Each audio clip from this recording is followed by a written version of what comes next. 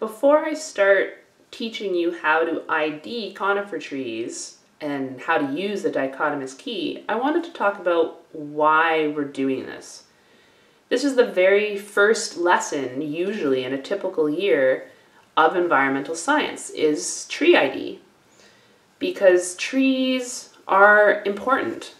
When you're a field ecologist, whether you're a biologist or a geographer or just a naturalist, learning how to ID the trees of a forest ecosystem tells you a lot about that forest. Trees are big, they're easy to find, they're typically easier to ID than all of the diversity of other flora in the forest. They're easier to catch than all of the diversity of fauna in the forest.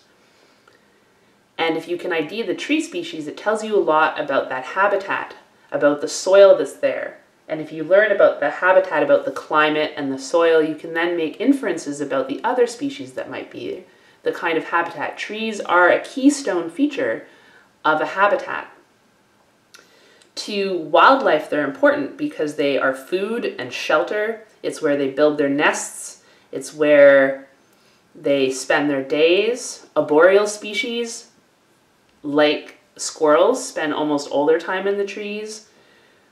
Species like many birds rely on the ecosystems that are living in the trees, like the insects and lichens that grow on the trees and live in the trees. To humans, they're very important. We use them economically for lumber and paper, wood to heat our houses, wood to build our houses, all sorts of interesting things, like cork comes from an oak tree, and latex comes from the rubber tree. And you might not know it, but rayon and cellophane both come from the cellulose of wood products. A lot of essential oils come from trees. A lot of our spices, cinnamon is the bark of a tree. There are so many uses for trees. But I don't want to, medicines, oh, I almost forgot, the Canada U is where we get Taxol for cancer treatments. There's lots of other, ginkgo is a very common home medicine. I don't want to forget, though, that trees are important to us because we like them. Many people enjoy spending time in a forest.